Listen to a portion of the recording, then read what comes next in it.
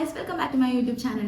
ഞാൻ കുറേ നാളുകൾക്ക് ശേഷമാണ് ഇപ്പോൾ ഒരു മൂവി റിവ്യൂ ആയിട്ട് വരുന്നത്. ഇതെനിക്ക് പോയി കണ്ട സമയത്ത് ഇത് റിവ്യൂ ചെയ്യണമെന്ന് തോന്നിയത് കൊണ്ടാണ് ഈ മൂവി ഞാൻ റിവ്യൂ ചെയ്യുന്നത്. നിങ്ങൾ തമ്മിൽ കണ്ട കാലത്ത് അത് മൂവി നെയിം ഈസ് കിങ്ഡം.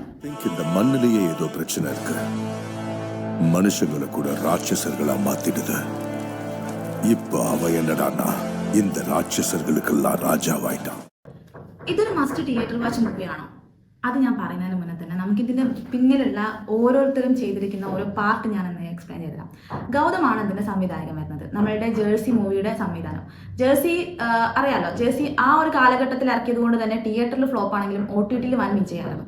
പക്ഷേ അത് വെച്ച് നോക്കുന്ന സമയത്ത് നമുക്ക് കിങ്ഡം എന്ന മൂവിയിൽ ആ ഒരു ലെവലിൽ നിങ്ങൾ എക്സ്പെക്ട് ചെയ്തിട്ട് അത് പോകരുത്. ഈ മൂവിയിൽ നമുക്ക് കുറച്ച് മലയാളി സാന്നിധ്യങ്ങളുണ്ട്. അതിൻ്റെ സിനിമോട്ടോഗ്രാഫി ചെയ്തിരിക്കുന്ന Girish Gangadharan and Jomon.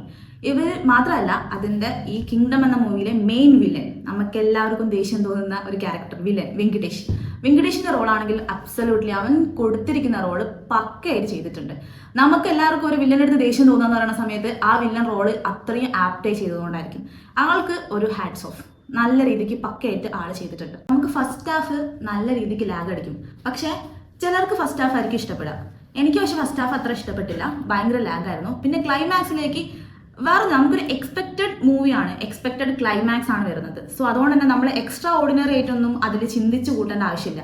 We know the climax. നമുക്ക് ഫസ്റ്റ് ഹാഫ് കണ്ടിട്ടുണ്ടെങ്കിൽ തന്നെ സെക്കൻഡ് ഹാഫിൽ എന്താണ് നടക്കാൻ വേണ്ടി പോകുന്നത്, എന്തൊക്കെ മാറ്റങ്ങൾ സംഭവിക്കുമെന്ന് ഇത്രയും സിനിമകൾ കണ്ട നമുക്ക് ആ ഒരു എക്സ്പീരിയൻസ് ബേസ് ചെയ്തിട്ട് നമുക്ക് പ്രഡിക്റ്റബിൾ ആണ്. ആ മൂവിക്ക് ലൈഫ് കൊടുക്കുന്നത്, ആ ലൈഫ് കൊടുക്കുന്നതെന്ന് പറയുന്നത് നമ്മൾ അനിരുദ്ധിൻ്റെ മ്യൂസിക്കാണ്.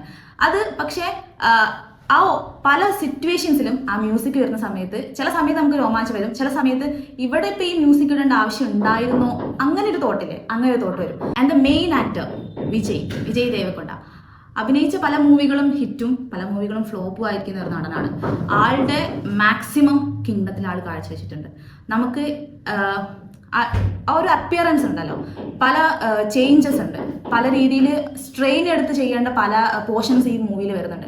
അതെല്ലാം സൂപ്പറായി ചെയ്തിട്ടുണ്ട്. പക്ഷേ ഈ ഒരു സിനിമ വിജയ്ക്ക് മാത്രമേ ചെയ്യാൻ പറ്റൂന്നല്ല, നമുക്ക് കുറേ ഇത് ചെയ്യാൻ വേണ്ടി പറ്റുന്ന കുറേ നടന്മാർ നമുക്കുണ്ട്. പക്ഷേ വിജയ്ക്ക് കിട്ടിയിരിക്കുന്ന ക്യാരക്ടർ ആൾ പക്കയായിട്ട് സൂപ്പറായിട്ട് അവതരിപ്പിച്ചിട്ടുണ്ട്.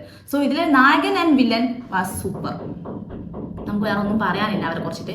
പിന്നെ നടി എന്ന് വെറുതെ ഒരാളെ വെച്ചെന്നുള്ളൂ, അതിലൊരു ഹീറോയിൻ റോളോ ഒന്നും അവർ കാണിക്കുന്നില്ല.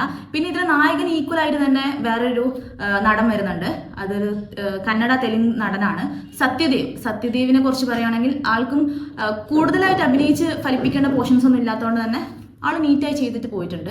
ആൻഡ് വിജയ് ആൻഡ് വെങ്കടേഷാണ് ഈ മൂവി കംപ്ലീറ്റ്ലി കൊണ്ടുപോകുന്നത്.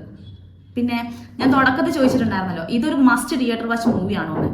എനിക്ക് തിയേറ്ററിൽ പോയി കണ്ട സമയത്ത് ഇതൊരു മസ്റ്റ് തിയേറ്റർ വാച്ച് മൂവിയായിട്ട് തോന്നിയിട്ടില്ല. പക്ഷേ നമുക്ക് ആ ഒരു BGM ആൻഡ് ആംബിയൻസ്, ആ ഒരു ഡാർക്കർ ആംബിയൻസിലൊക്കെ കാണണം, കണ്ടിട്ട് അങ്ങനെയൊക്കെ സിനിമ എൻജോയ് ചെയ്യുന്ന ആളുകൾക്കാണെങ്കിൽ ഇത് ഒരു മസ്റ്റ് തിയേറ്റർ വാച്ച് മൂവിയാണ്. അതല്ലാത്ത ആളുകൾക്ക് ഇത് അങ്ങനെ ഒരു ഫീൽ ഉണ്ടാവില്ല, OTT റിലീസിലും കാണാൻ വേണ്ടി സാധിക്കും. പിന്നെ എനിക്ക് തോന്നിയിരിക്കുന്ന ഒരു പേഴ്സണൽ കാര്യമാണ്, എവിടേക്കോ കണ്ടുവരുന്ന പല സീൻസും ഈ മൂവിയിൽ നമുക്ക് കാണാൻ വേണ്ടി പറ്റുന്നുണ്ട്. അത് നിങ്ങൾ സിനിമ കാണുന്ന സമയത്ത് മനസ്സിലാവും. അത് എനിക്ക് തോന്നിയ കുറച്ച് മൂവീസ് ഞാൻ പറയാം, സലാർ, KGF, ബാഹുബലി, അങ്ങനത്തെ കുറച്ച് സാധനങ്ങളിലെ കുറച്ച് എലമെന്റ്സ് എവിടെയോ ഇവിടെ പിക്ക് ചെയ്ത് വെച്ചിട്ടുണ്ട്. അപ്പം നിങ്ങൾ കാണുന്ന സമയത്ത് അങ്ങനെ ഒരു ഫീൽ വരുന്നുണ്ടോ നോക്ക്. നിങ്ങൾ ഈ മൂവി കണ്ടവരാണെങ്കിൽ നിങ്ങളുടെ ഒപ്പീനിയൻ താഴെ കമന്റ് ചെയ്യുക. ഇനി കാണാത്തവരാണെങ്കിൽ കണ്ടതിന് ശേഷം കമന്റ് ചെയ്യുക. ഓക്കെ.